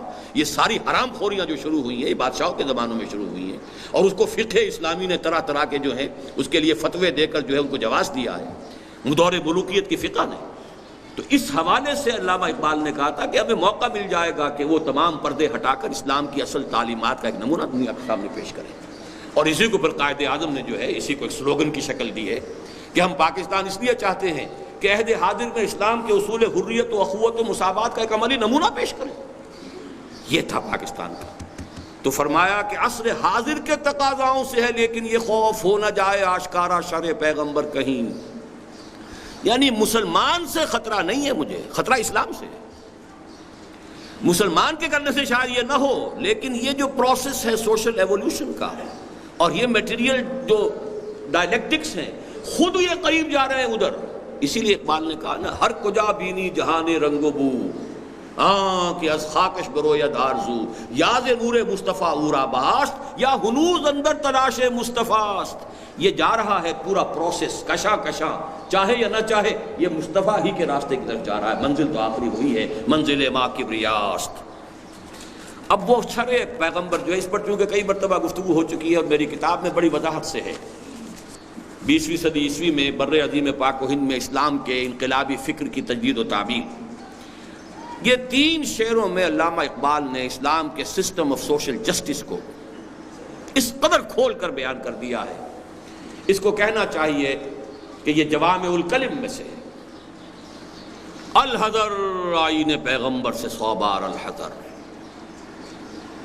حافظ ناموس زن مرد آزما مرد آفری۔ پورا سماجی نظام اسلام کا اس ایک مصرے میں ہے۔ عورت کے ناموس، اس کی عصمت، اس کی عزت کی حفاظت، اس کو ماں اور بیوی اور بیٹی کی حیثیت سے چراغ خانہ بنا کر رکھنا تاکہ اس کی حفاظت ہو، اس کے ناموس کی، اس کی عزت کی، اس کی عصمت کی۔ یہ سارا نظام پردے کا، اور یہ سارا نظام سیگریگیشن کا، یہ سارا نظام ستر کا، حجاب کا، عورت کی عزت اور آبرو کی حفاظت۔ حافظ ناموس زن مرد آزما مرد آفری، مرد کے اوپر، مرد کے لیے چیلنج ہے کہ زندگی کے کٹھن کام تمہارے کرنے کے ہیں، عورت کے کرنے کے نہیں ہیں۔ معاش کمانا تمہارا کام ہے، اس کا کام نہیں۔ بچے وہ پیدا کرتی ہے، تم نہیں کر سکتے، لیکن یہ کہ اس کی خدمت، اس کی دیکھ بھال، اس کی ذمہ داریاں ادا کرنا تمہارا کام ہے۔ اسے بھی تم لا کر کھڑا کرنا چاہتے ہو فیکٹری کے اندر، اور اس کے اوپر وہ مشقت بھی ڈالنا چاہتے ہو۔ بہرحال اگر اس کی کوئی بہت ایمرجنسی ہو تو بات دوسری ہے۔ مرد آزما مرد آفری، جو بھی مردانگی کے اوصاف ہیں وہ پیدا ہونے چاہیے۔ مرد کو اپنے حصے کا کام کرنا چاہیے، عورت کو اپنے حصے کا کام کرنا چاہیے۔ موت کا پیغام ہر نوع غلامی کے لیے۔ نوٹ کر لیجئے کہ سب سے پہلی جو خرابی بیان کی گئی تھی غلامی، اور پہلے مشیر نے بھی یہ کہا تھا، ہوئے غلامی میں مختتر، اس سے ہوئے غلامی میں عوام۔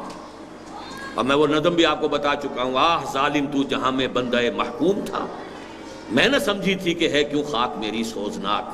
الحذر محکوم کی میت سے 100 بار الحذر، یہ الفاظ وہاں بھی الحذر کے ساتھ اسی اس نظم کے اندر بھی، محکوم کی میت سے 100 بار الحذر۔ کوئی کسی غلام کی میت جو ہے میری گود میں نہیں آنی چاہیے۔ نہ کوئی فغفور و خاقہ نہ گدائے رہنشین۔ موت کا پیغام ہر نوع غلامی کے لیے۔ کونو عباد اللہ اخوانا، حاکمیت اللہ کے لیے ہے، تم تو سب کے سب بندے ہو، غلام ہو، اللہ کے بندے بن جاؤ، غلام بن جاؤ۔ تیسری بات کرتا ہے دولت کو ہر آلودگی سے پاک و صاف۔ آلودگی سے پاک و صاف کیسے ہوگا؟ حرام سے نہ کمائی گئی، سود سے نہ کمائی گئی، زمینداری سے اور جاگیرداری سے نہ کمائی گئی، جوئے اور سٹے سے نہ کمائی گئی۔ دولت جو ہے یہ تو پھر آلودگی ہے، یہ تو ناپاک دولت ہے۔ پہلی بات تو یہ کہ جو آ رہا ہے وہ پاک ہو، کرتا ہے دولت کو ہر آلودگی سے پاک و صاف، اور منعموں کو مال و دولت کا بناتا ہے امین، کہ تمہارے پاس اس آلودگی سے پاک و صاف دولت بھی جو آئی ہے، اسے اپنے ملکیت نہ سمجھو، امانت سمجھو کہ یہ اللہ کی امانت ہے تمہارے پاس۔ اس میں سے جو تمہاری ضروریات ہیں وہ تمہارا حق ہے، اور جو زیادہ زائد ہے وہ دوسروں کا حق ہے۔ فی اموالہم حق للسائل والمحروم۔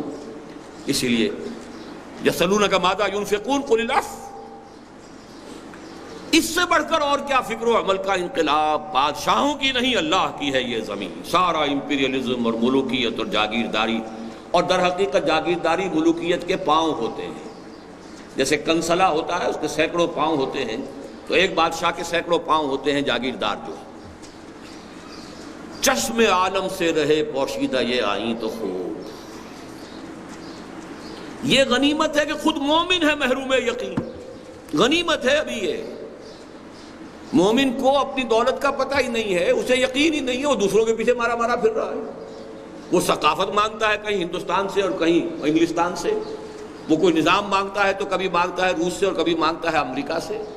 اس کے پاس اسے معلوم ہی نہیں، محروم یقین ہے۔ اس کے پاس جو کچھ ہے اسے اس کا شعور نہیں، اسے اس کی حیثیت نہیں معلوم ہے۔ یہی بہتر الہیات میں الجھا رہے، یہ کتاب اللہ کی تعویلات میں الجھا رہے۔ یہ لگا رہے الہیات کے جو مسئلے ہیں، فلسفیانہ مسئلے ہیں، اور کتاب اللہ کی تعویلات آگے پیچھے۔ اب اس ایک شعر کی جو ہے یہ گویا کہ اگلی بند میں آخری بند میں شرح ہے۔ توڑ ڈالیں جس کی تکبیریں طلسم شش جہات، ہو نہ روشن اس خدا اندیش کی تاریک رات۔ یہ آخری اب اس کی ہدایات ہیں اپنے ان تمام جو بھی اس کے مرید ہیں اور جو مشیر ہیں۔ پہلا کام تو یہ ہے اس مسلمان اللہ سے ڈرنے والے مسلمان کی رات تاریک ہی رہنی چاہیے، ہو نہ روشن اس خدا اندیش کی تاریک رات۔ اور وہ کس طرح تاریک ہوگی؟ ان مسائل میں الجھاؤ۔ یہ مسائل وہ ہیں جو غلام احمد قادیانی نے اٹھائے تھے اور جس کے اندر ایک بڑا طوفان اس ملک کے اندر جو ہے برپا ہو گیا تھا۔ ابن مریم مر گیا یا زندہ جاوید ہے؟ حضرت مسیح علیہ السلام کا انتقال ہو گیا یا یہ کہ وہ زندہ آسمان پر اٹھا لیے گئے؟ اس پہ طوفان بحثیں شروع ہو گئیں۔ ظاہر بات ہے جو ریشنلسٹ تھے، جو سائنٹیفک، اور سائنٹیفک ریشنلزم بھی نیوٹن کے دور کا، نیوٹونین فزکس کا، وہ سب بہہ گئے اس کے اندر۔ ابن مریم مر گیا یا زندہ جاوید ہے، یہ تو اور ایک قدیم مسئلہ ہے، صفات ذات حق حق سے جدا یا عین ذات۔ یہ پرانا علم کلام کا مسئلہ لا ینحل، لیکن اس کی شرح کا اس وقت موقع نہیں ہے۔ آنے والے سے مسیح ناصری مقصود ہے یا مجدد جس میں ہو فرزند مریم کے صفات؟ یہ پھر خالص قادیانی مسئلہ ہے کہ جس کی پیشن گوئیاں احادیث میں ہیں وہ وہی حضرت مسیح نہیں ہوں گے، عیسیٰ ابن مریم جو ناصرہ میں جن کی پیدائش ہوئی تھی، ناظرت، بلکہ یہ تو کوئی ایسے مجدد ہوں گے جس میں ابن مریم کی سی صفات ہوں گی۔ ہے کلام اللہ کے الفاظ حادث یا قدیم، امت مرحوم کی ہے کس عقیدے میں نجات؟ یہ قدیم مسئلہ اسی طریقے سے تھا کہ جو عباسی دور میں پیدا ہوا تھا، قرآن مخلوق ہے یا غیر مخلوق ہے، اور الفاظ جو ہیں اس کے حادث ہیں یا قدیم ہیں۔ کیا مسلمان کے لیے کافی نہیں اس دور میں یہ الہیات کے ترشے ہوئے لات و منات؟ لات و منات دیکھیے اب یہاں پر یہی سارے مسائل اور وہی جو کچھ ہم نے کہ بنا لیا ہے، اصل جن کو توجہات کا مرکز یا ریچولز اور یا یہ الہیات کے یہ مسائل۔ لات و منات کیا نہیں کوئی غزنوی کارگاہ حیات میں، بیٹھے ہیں کب سے منتظر اہل حرم کے سومنات۔ تم اسے بیگانہ رکھو عالم کردار سے، خیر اسی میں ہے قیامت تک رہے مومن غلام۔ غلامی کی جو بدترین شکل اس ملک پہ اس وقت آ رہی ہے، نوٹ کر لیجئے، وہ اقتصادی غلامی، مالیاتی غلامی۔ خوشحالی آئے گی، billions and billions of dollars آئیں گے، خوشحالی ظاہری، ہر شخص سود کے اندر جکڑا ہوا ہوگا، ہر شخص کولو کے بیل کے طریقے سے کام کرے گا۔ کولو کے بیل کو بھی کچھ نہ کچھ تو کھانے کو دینا ہی پڑتا ہے، وہ دیا جائے گا، لیکن سارا خون نچوڑ کر جو ہے وہ ورلڈ بینک اور IMF اور ان کے ذریعے سے یہودی لے جائے گا، چوز کر لے جائے گا۔ یہ نظام ہے کہ جس کے ہم گرفت میں پورے طور پر آ چکے ہیں، اور وہی ورلڈ بینک اور IMF کے گماشتے ہیں جو اصل میں اس وقت حکومت کر رہے ہیں۔ ہماری ساری ڈیٹیلڈ اب پالیسیز ان کی بن رہی ہیں۔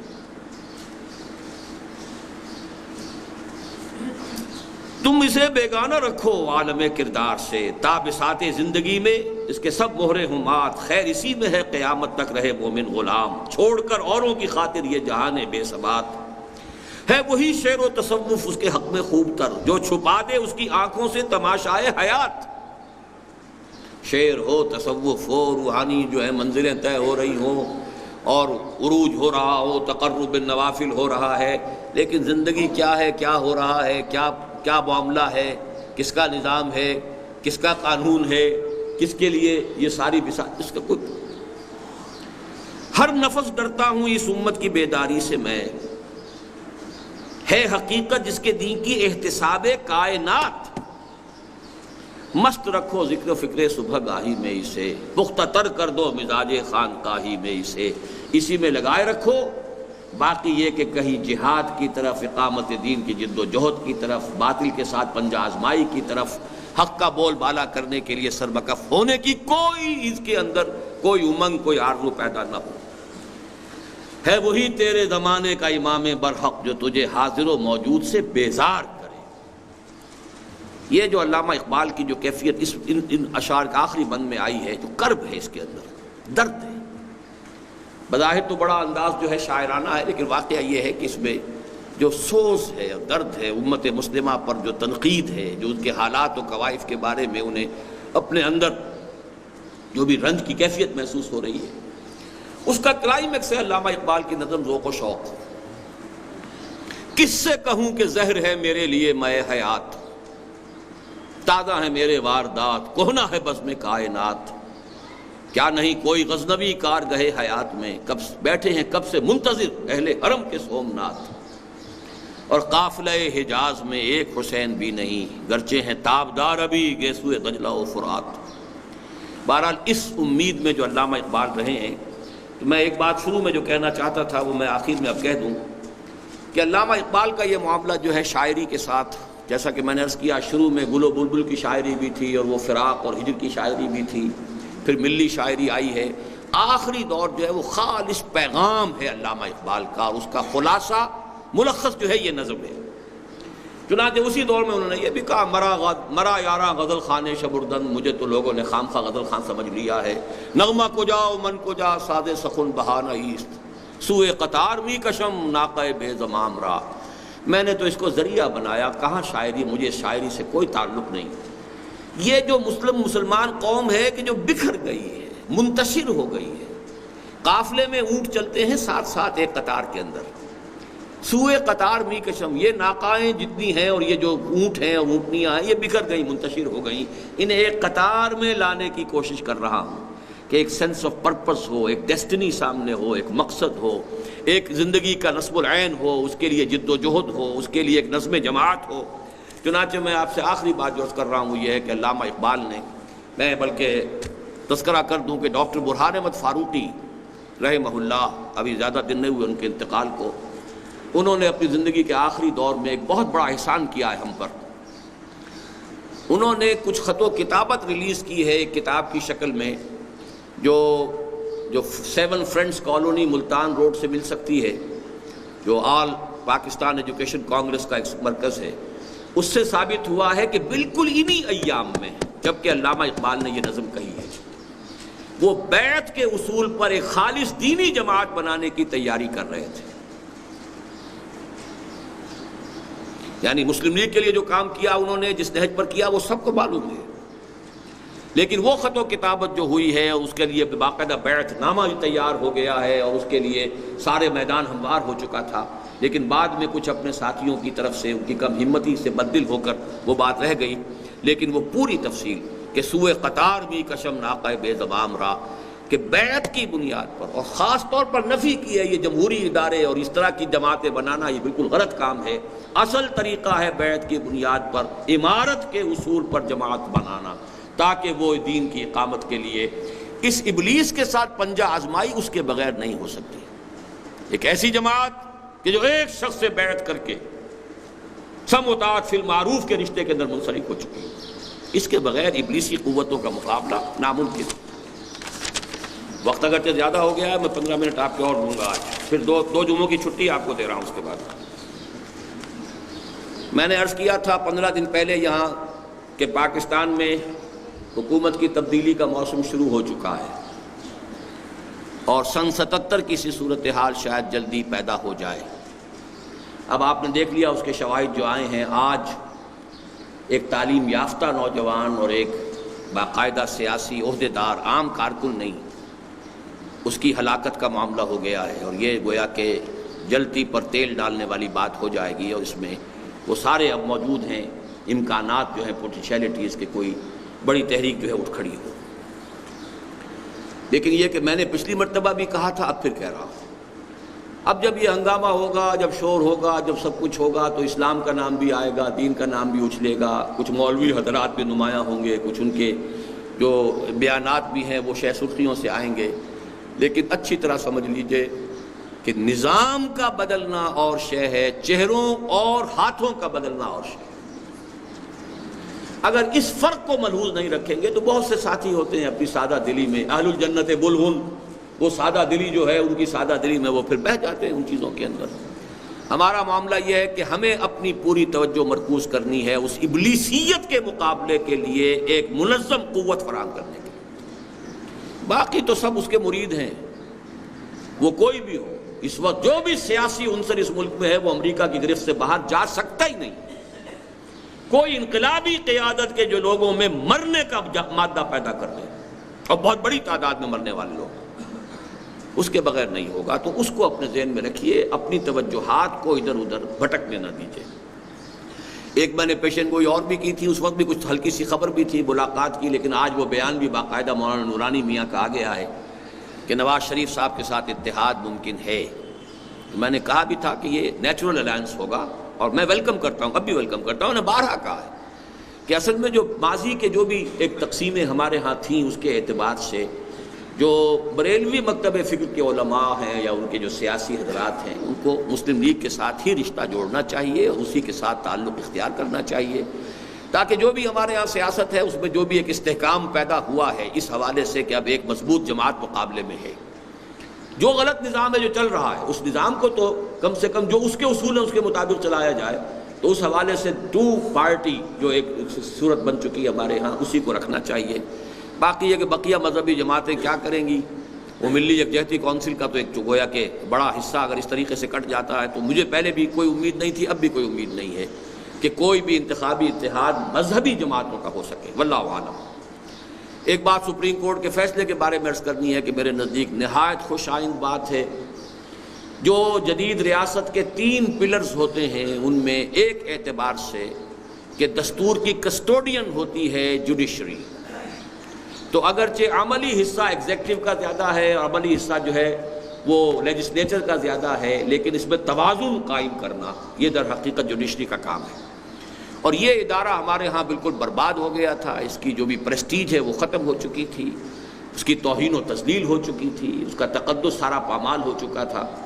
تو میں سمجھتا ہوں کہ یہ بھی در حقیقت ہمارے اور بھارت کے حالات میں جو مشابہت ہے اس کی ایک علامت ہے کہ وہاں پر بھی جوڈیشری نے ایک طریقے سے جو ہے وہ ایک بغاوت کی ہے، اور یہاں پر بھی انہوں نے جو فیصلہ دیا ہے اس سے یہ کہ ان کا بھی ایک اپنی سیلف رسپیکٹ بھی بحال ہوئی ہے اور عوام کے اندر بھی اعتماد بحال ہوا۔ اگرچہ اس سے جو اندیشے ہیں اب شریعت کورٹ کے وغیرہ کے، یہ چیزیں میں پہلے بھی کہتا رہا ہوں کہ یوزلیس، ایبسولوٹلی میننگ لیس، یوزلیس انسٹیٹیوشنز ہیں یہ۔ چند مولویوں کو بہت اچھی اچھی تنخواہیں وغیرہ ملتی رہی ہیں، اللہ اللہ خیر صلی اللہ، اس کے سوا کچھ نہیں، اس کا کچھ حاصل نہیں ہوا ہے۔ اور یہ سارا کام جو ضیاء الحق صاحب نے کیا تھا انفاؤنڈڈ تھا، بنیادیں تھی نہیں، اور غلط سلط انٹ شنٹ جو ہے وہ دستور کے اندر ادھر سے ادھر، ادھر سے ادھر کر دیا۔ حالانکہ سوچ سمجھ کے کوئی بات ہوتی تو جو چیز اس کے منافی تھی اس کو نکالتے، لیکن وہ نہیں، بس وہ ایڈہاکزم جو تھا کہ وقتی طور پر اپنی حکومت کو چلانا ہے جتنا بھی لمبا چل جائے، تو اس کا جو ہے وہ نتائج سامنے آ رہے ہیں، دیکھیں گے جو بھی اللہ کو منظور ہو۔ اقول قولی ھذا واستغفر اللہ لی ولکم ولسائر المسلمین والمسلمات۔